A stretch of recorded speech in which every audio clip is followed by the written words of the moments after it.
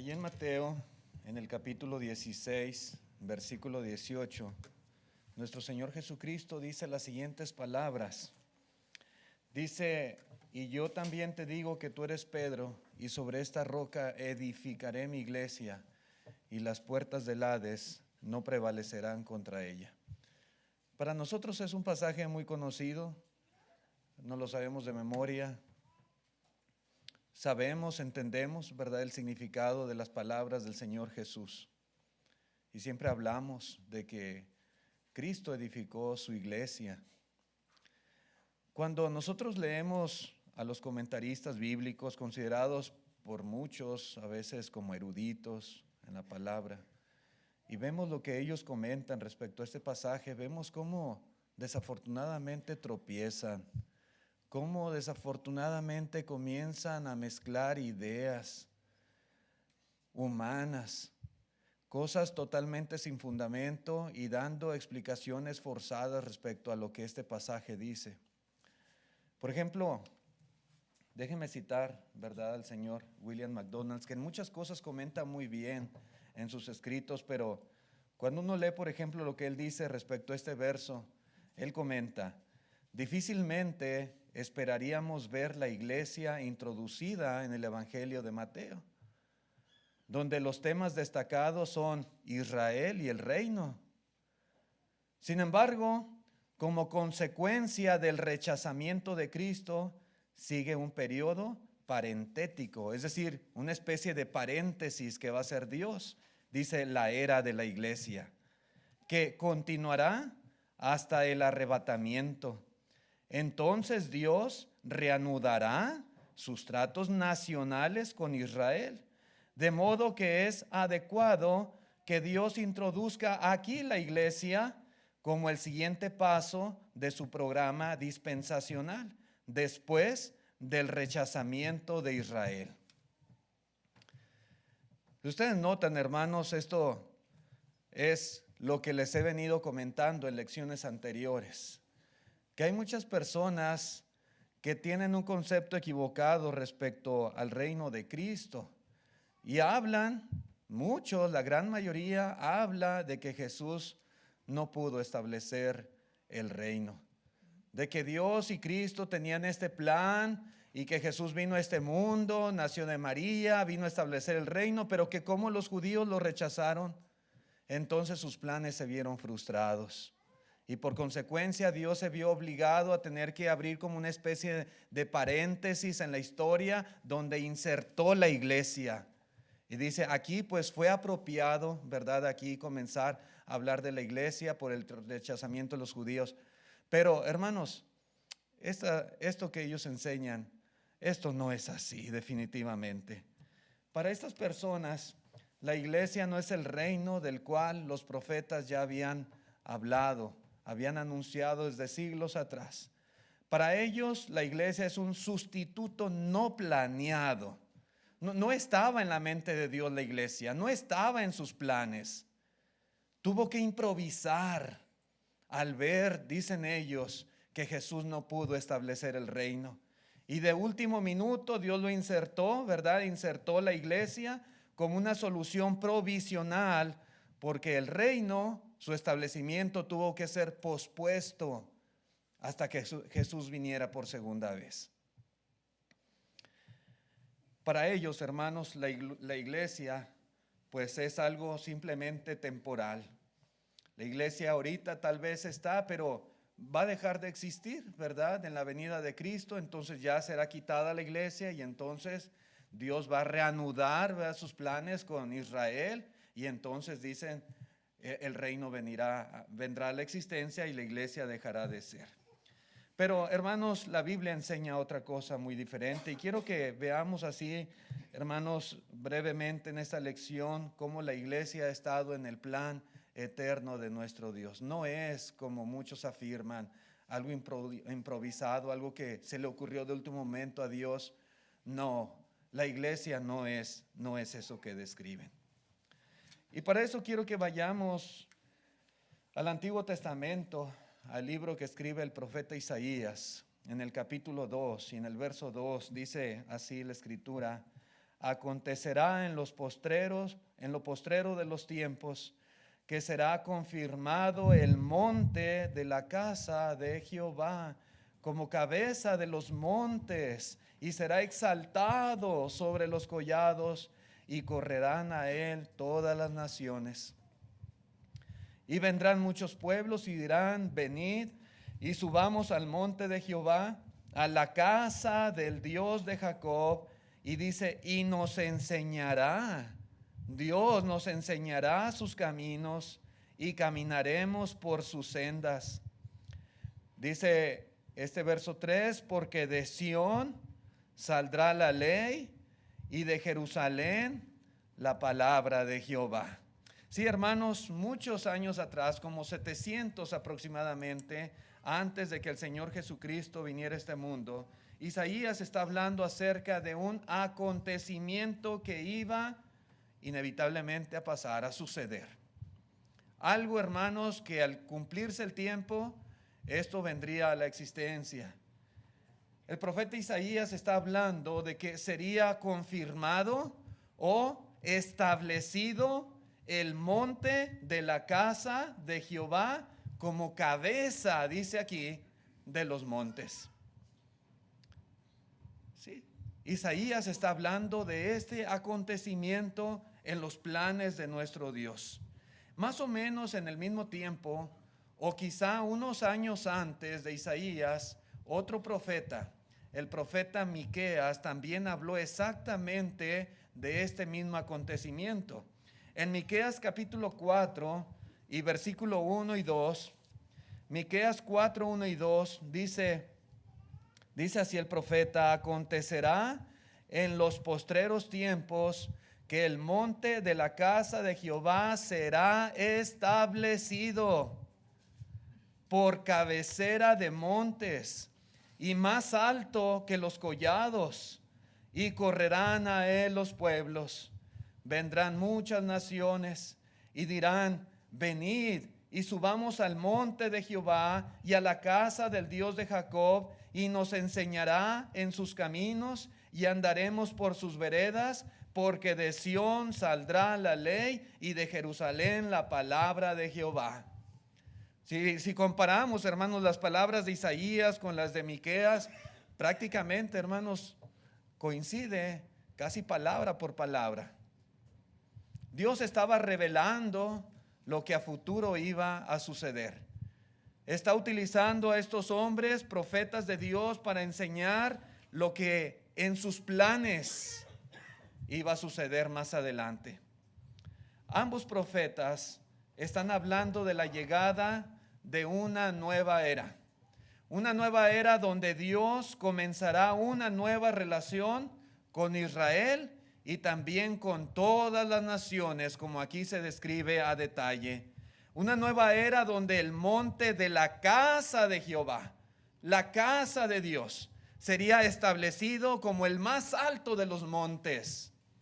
Habría collados, pero el monte de la casa de Jehová sería más alto y sobrepasaría cualquier collado. Y algo muy importante, hermanos, que debemos de entender, es que cuando se utiliza esta expresión o esta palabra montes, los montes se usan en la Biblia como un símbolo de reino, de reinado o de poder. De esa manera la está aplicando aquí el profeta o ambos profetas.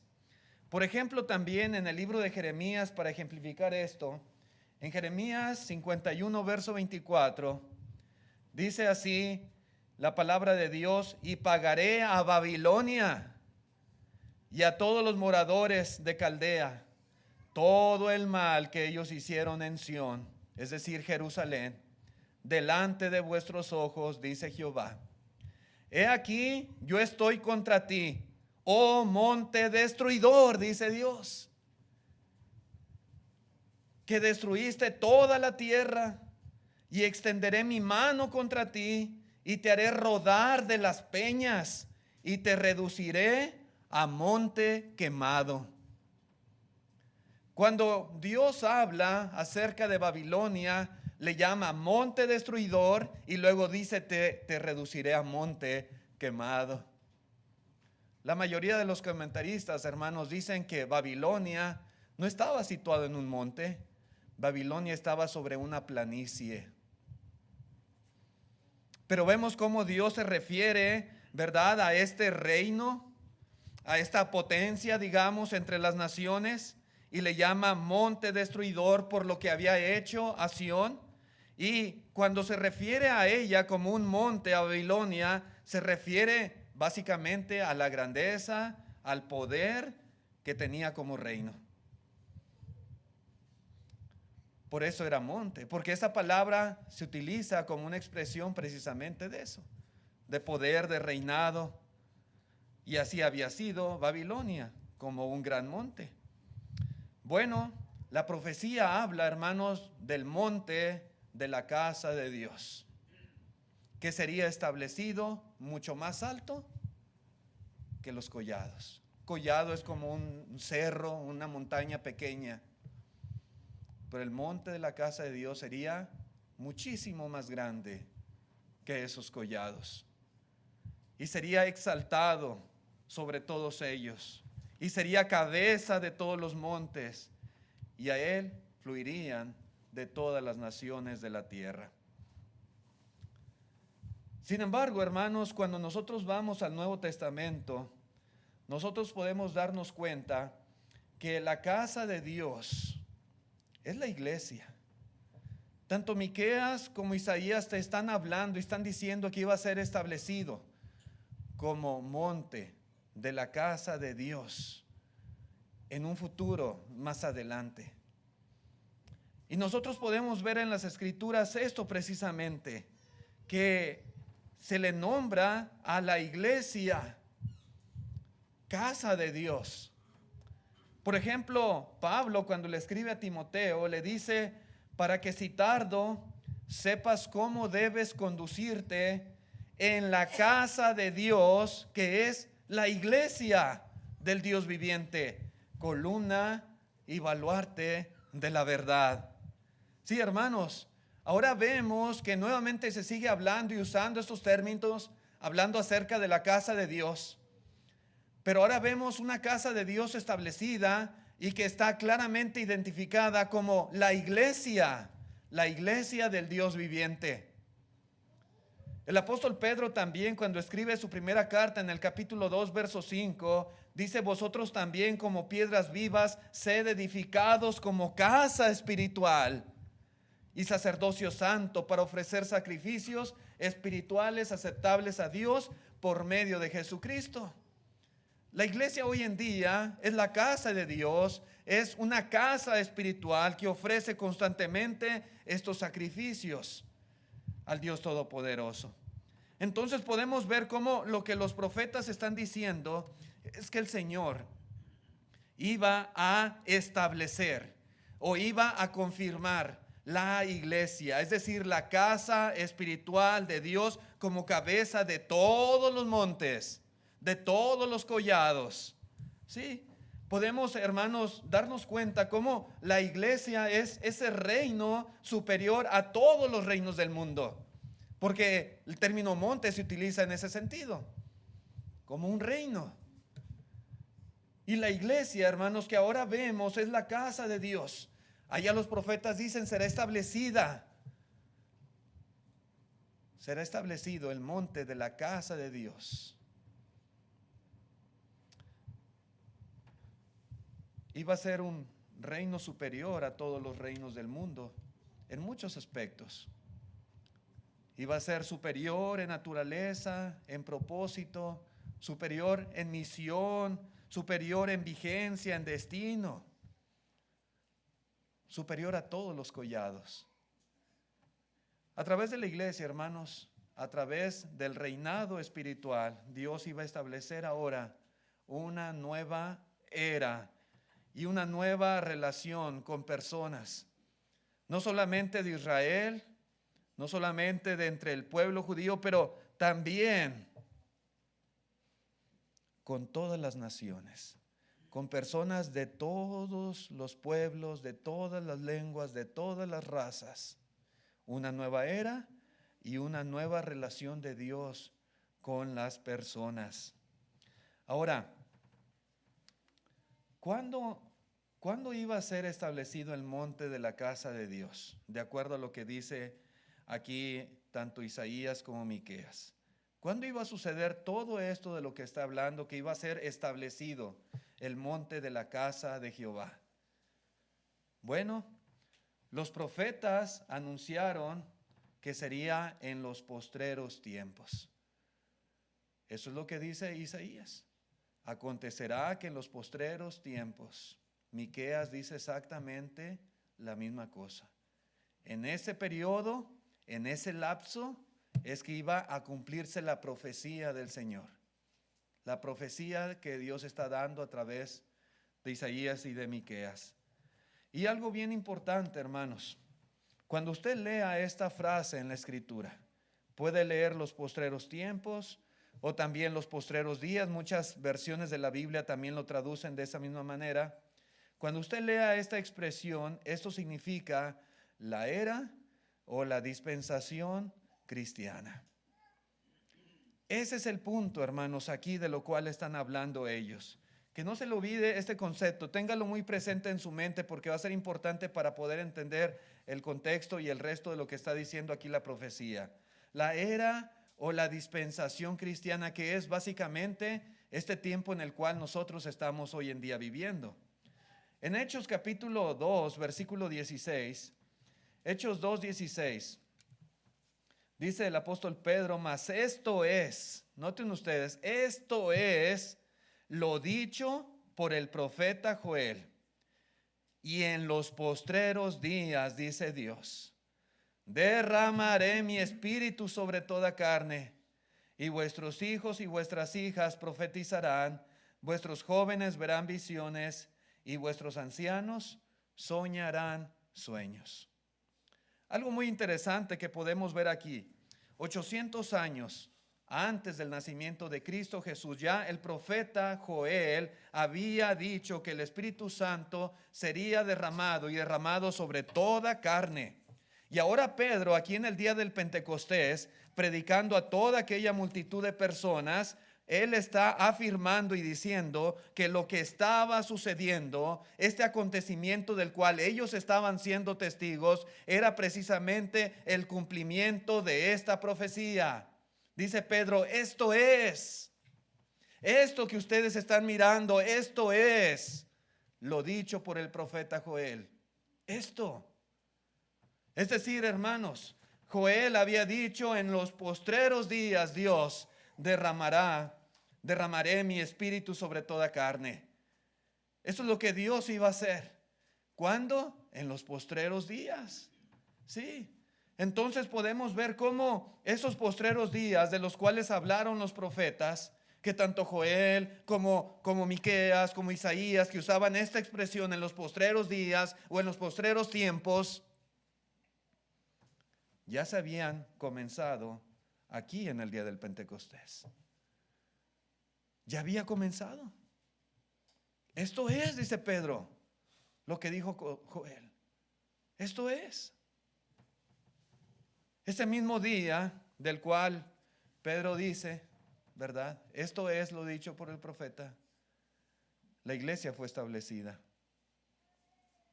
En estos postreros días que hace referencia Pedro, la iglesia del Señor fue establecida. 3,000 personas recibieron la palabra y fueron bautizadas. Fueron añadidas precisamente a ella, a la iglesia. Y posteriormente cada día el Señor añadía a la iglesia. Y no solamente eso, hermanos, el Señor, ¿verdad?, continuaba añadiendo y añadiendo por cientos y por miles de personas a esa iglesia que el Señor vino a establecer. De esta manera, hermanos, se cumplió lo dicho por el profeta, por los profetas, en cuanto al tiempo en el cual el monte de la casa de Jehová sería establecido. Ellos dijeron: en los postreros días, en los postreros tiempos. Y vemos cómo armoniza, cómo coincide perfectamente con lo que aquí sucedió cuando la iglesia se establece. Fue en el mismo tiempo. Y sucede, ¿verdad?, lo que ellos estaban anunciando, que el monte de la casa de Dios iba a ser establecido. Y aquí se establece un monte muchísimo más superior que los collados, en todo sentido superior. La iglesia, hermanos, fue establecida en los postreros tiempos. Y aún, hermanos, continuamos en estos postreros tiempos hasta que Cristo venga por segunda vez.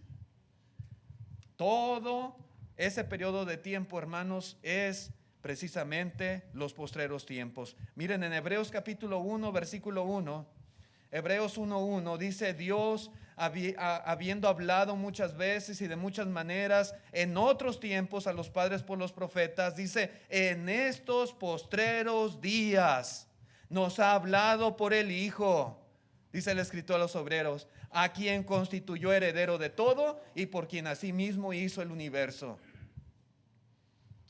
En ese periodo de tiempo, cuando se escribe esta carta, ya se estaba en esos postreros tiempos.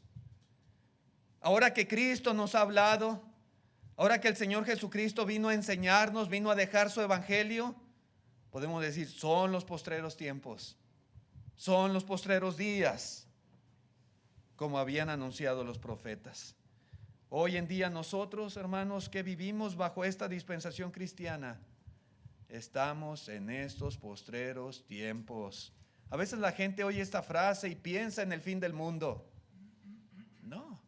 Los postreros tiempos se refiere a esta dispensación cristiana, esta era en la cual nosotros estamos, la era del evangelio que Cristo Jesús vino a otorgarnos, a dejarnos, y que el Espíritu Santo también contribuyó, ¿verdad?, revelando y guiando a los apóstoles a toda la verdad.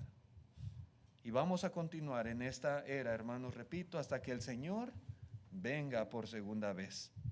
Todo el periodo, desde el día del Pentecostés hasta la segunda venida de nuestro Señor, constituyen lo que las Escrituras llaman postreros días o postreros tiempos.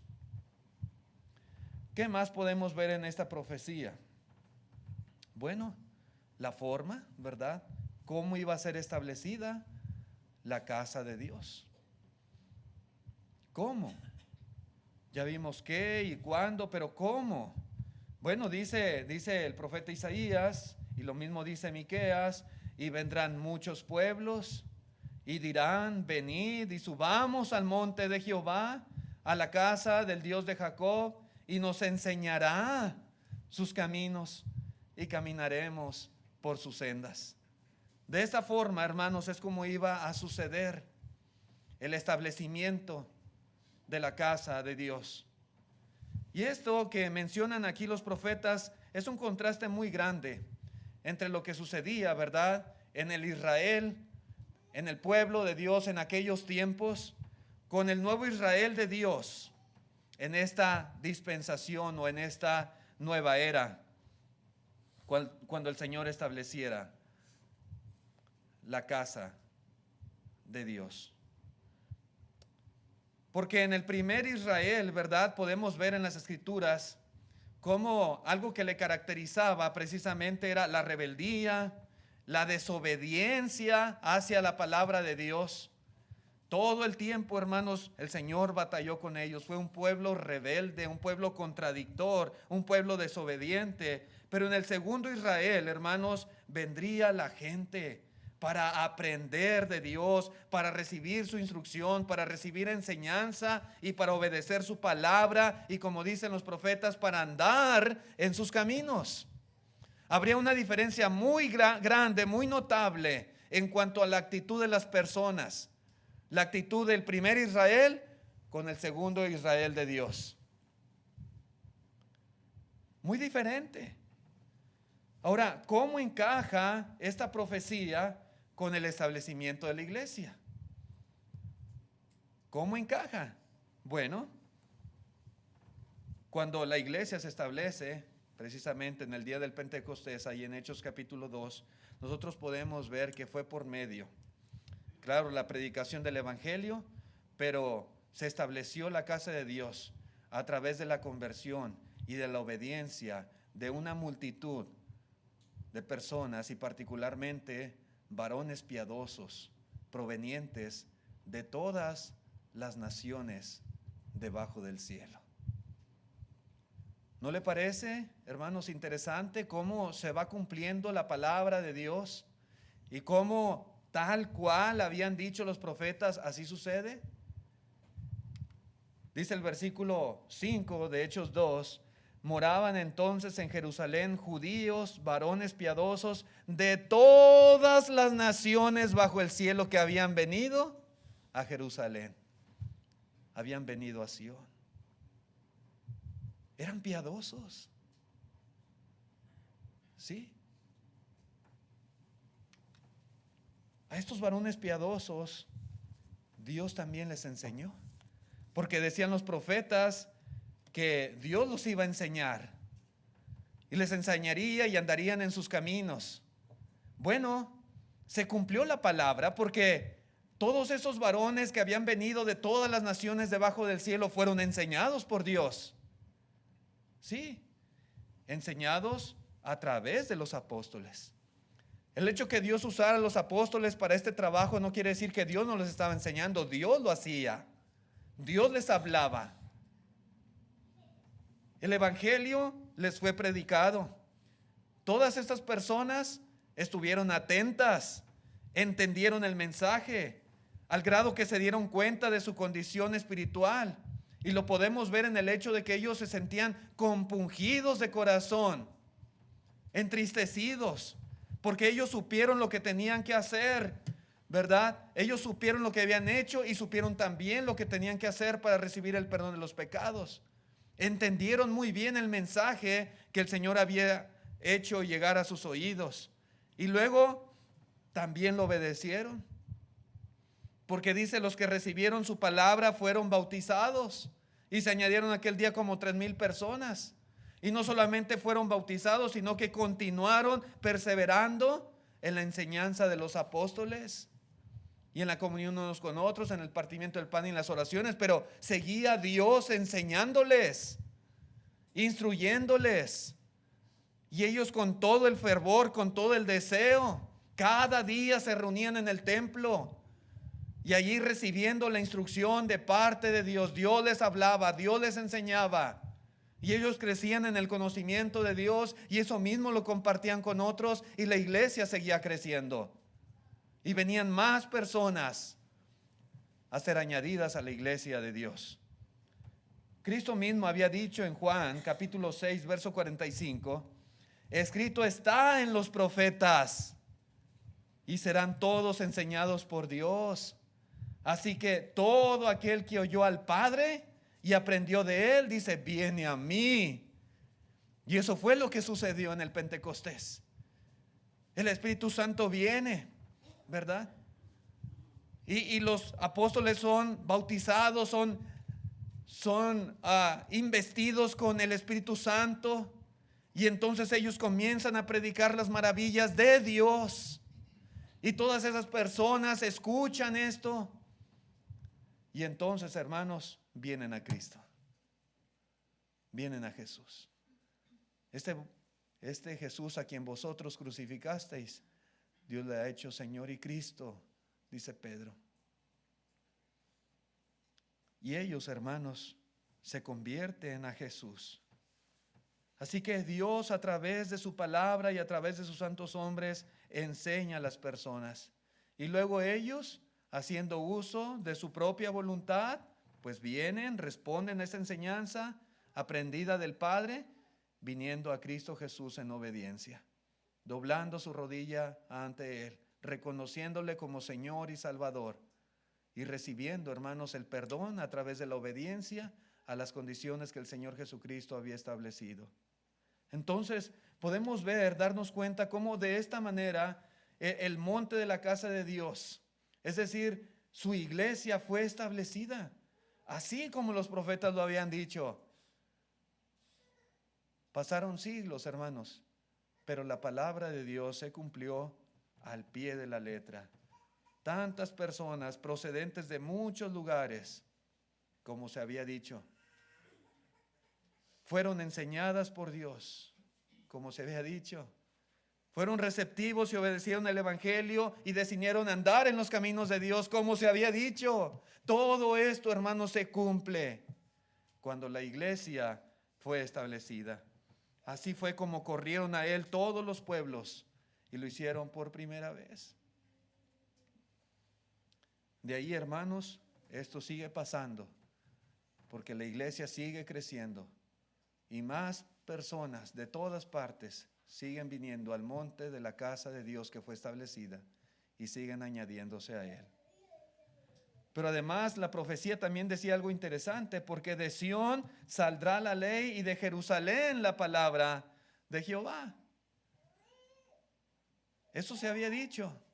Igualmente vemos que así sucedió, porque precisamente todo esto que acabo de mencionar que sucede fue allí en Jerusalén, en Sión.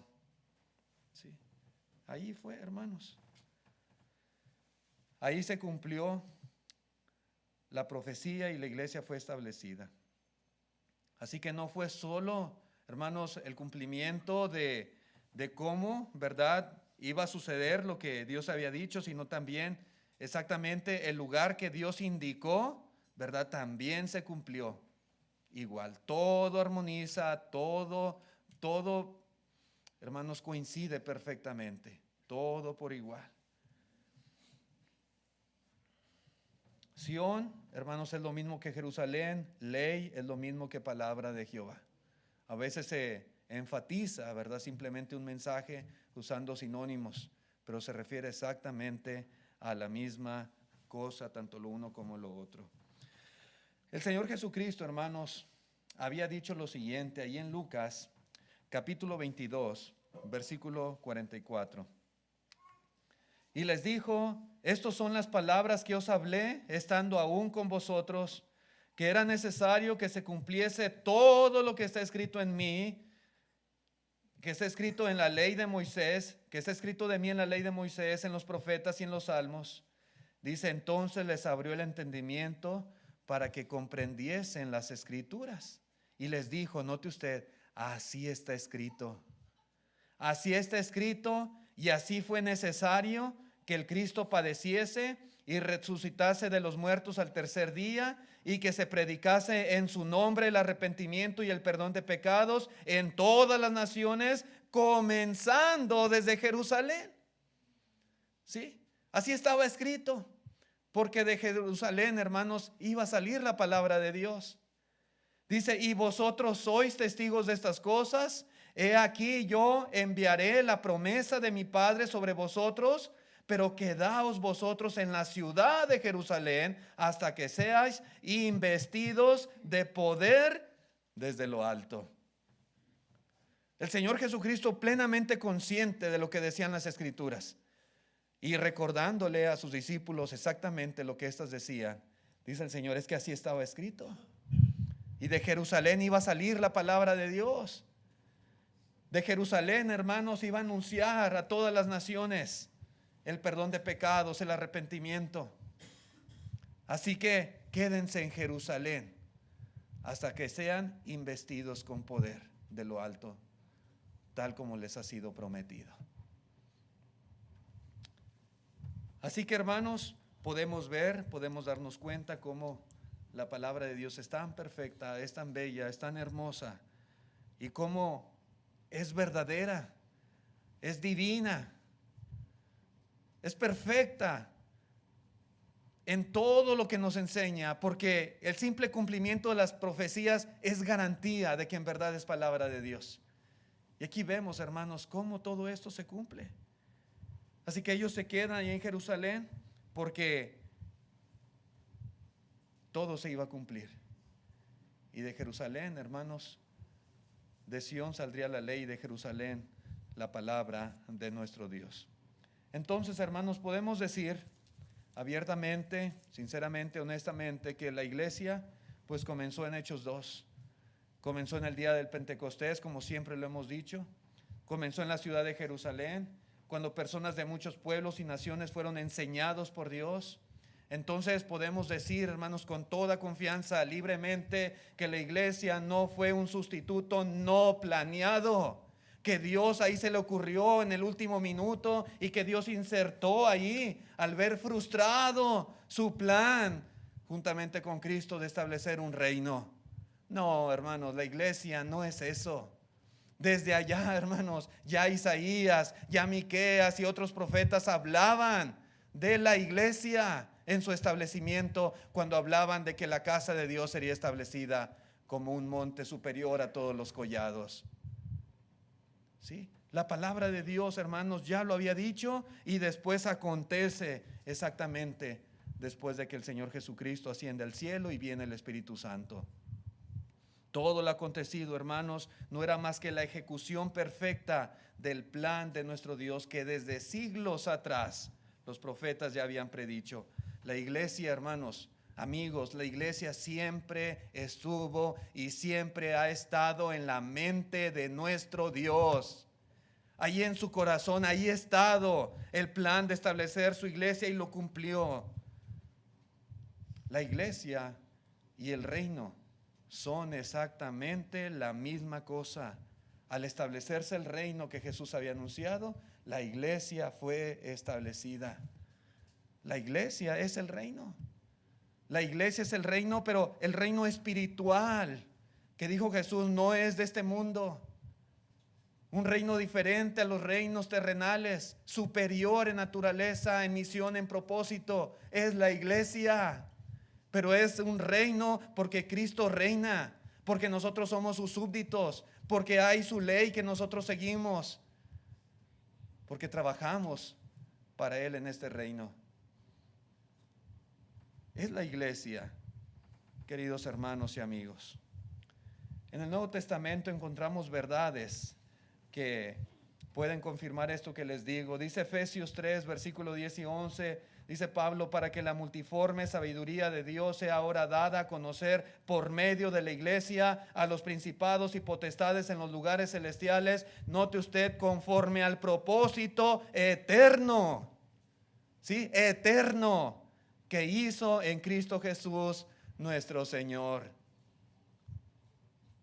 Yo no le hallo, hermanos, complicación en entender esto que la palabra de Dios dice aquí. No, la iglesia, hermanos, siempre ha estado en la mente de Dios. Siempre. Pablo no está diciendo que la iglesia iba a ser reemplazada por el reino en una era posterior. No dice eso Pablo. No. O no dice que la iglesia es un arreglo temporal. No, tampoco está diciendo eso. Está diciendo que la mente de Dios siempre tuvo ahí a la iglesia. Siempre. La iglesia no es el sustituto de algo mejor que vendría más adelante. No, no es eso. Dios, hermanos, no fracasó. El Señor Jesucristo, hermanos, no vino a este mundo a dejar sus planes truncados porque no pudo llevarlos a cabo. No. El Señor vino y cumplió su misión. Cada cosa a la que Él vino, lo llevó a cabo. Él vino a establecer un reino y lo estableció. Y ese reino es la iglesia. Dice un poquito más adelante en el verso 20 y 21, y aquel que es poderoso para hacer todas las cosas mucho más abundantemente de lo que pedimos o entendemos según el poder que actúa en nosotros, a Él sea gloria en la iglesia, en Cristo Jesús, por todas las edades, por los siglos de los siglos. Amén. Cuando dice por los siglos de los siglos, estaba hablando, hermanos, indefinidamente, eternamente. ¿Sí? La iglesia, hermanos, es donde Dios recibe gloria y lo recibe por los siglos de los siglos. Y eso nos indica que la iglesia nunca dejará de existir, como ellos afirman, que nada más es una especie de paréntesis y que luego ya Dios, ¿verdad?, la va a quitar porque entonces el reino va a ser establecido. No, por los siglos de los siglos Dios recibirá gloria en la iglesia. En Hechos 20, verso 28 dice el apóstol Pablo a los ancianos: por tanto, mirad por vosotros y por todo el rebaño en que el Espíritu Santo os ha puesto por obispos para apacentar la iglesia del Señor, la cual Él ganó por su propia sangre. ¿Qué está diciendo aquí? Está diciendo lo que costó la iglesia. Se estima el valor de algo, hermanos, en base a lo que se está dispuesto a pagar por ello. Y la iglesia, hermanos, fue comprada con la sangre preciosa de Cristo Jesús. Pero si la iglesia nunca fue parte del plan original de Dios, entonces tampoco lo fue la muerte de Cristo Jesús, porque Él murió, dice aquí, Él ganó por su propia sangre a la iglesia. Pero esto es absurdo. Si en los planes de Dios siempre estuvo, ¿verdad?, que Cristo Jesús, su Hijo, viniera a este mundo a salvar lo que se había perdido, a salvar a los hombres de sus pecados. De la misma manera, en el mismo plan de Dios estuvo que Jesús, con su sangre, comprara la iglesia. No se puede separar una cosa de la otra. Él la ganó por su propia sangre cuando Él murió en la cruz, porque eso ya estaba en la mente de Dios desde antes de la fundación del mundo. Dice Mateo 16, 18, hermanos, y 19. Dice Pedro, le dice a Pedro: sobre esta roca edificaré mi iglesia y las puertas del Hades no prevalecerán contra ella, y a ti te daré las llaves del reino de los cielos. Cuando está diciendo esto, hermanos, el Señor Jesucristo está hablando exactamente de la misma cosa. El Señor no está hablando de cosas diferentes, de la iglesia y del reino como cosas diferentes. El Señor no cambia de tema, de hablar de la iglesia a luego hablar del reino. No. Él está hablando acerca de lo mismo. Esta declaración solo tiene sentido si ambos términos se refieren exactamente a la misma cosa. De lo contrario, hermanos, pierde, no armoniza, pierde todo sentido. Es como si le dijera al hermano Nieto: hermano, yo voy a edificar una casa y a usted le voy a dar las llaves de mi carro. ¿Tiene sentido? No tiene sentido. Le voy a dar las llaves de la casa, pero no de otra cosa diferente. No hay cambio de tema aquí. Entonces, la iglesia y el reino son términos intercambiables. Ambos se utilizan para describir exactamente lo mismo. La iglesia, hermanos, que Jesús iba a edificar, es el mismo reino del cual el Señor le daría llaves al apóstol Pedro. La palabra llave simplemente significa autoridad para abrir. Y eso es lo que hizo Pedro. Con la autoridad que Cristo le dio, abrió las puertas del reino, las puertas de la iglesia por medio de la predicación del evangelio. Sí, hermanos. Entonces, esto, hermanos, que nos enseña la palabra de Dios es algo que debemos conocer. Muchos distorsionan, tuercen la enseñanza bíblica en cuestión de la iglesia y el reino. La palabra de Dios es clara. Si nosotros amamos a Cristo y amamos a Dios, también debemos que amar a la iglesia y valorarla y darle el lugar que se merece, el lugar que Dios le dio desde tiempos antiguos. Querido amigo que nos visita, el Señor compró su iglesia con su sangre preciosa y el Señor le invita a que forme parte usted de ella y tenga las bendiciones que solamente en la iglesia es posible tener. Dice la gente: no, la iglesia no salva, el que salva es Cristo. Sí, pero si Cristo va a salvar a la iglesia, Él es el salvador de su iglesia, y si no estamos en la iglesia, pues no somos parte de su cuerpo, de su reino, y entonces estamos excluidos de toda bendición espiritual. Le invitamos, si en esta tarde hay alguien que quiera venir al Señor en obediencia al evangelio, como aquellas personas en el Pentecostés lo hicieron, hágalo. Le invitamos de todo corazón. El hermano del himno tiene el himno.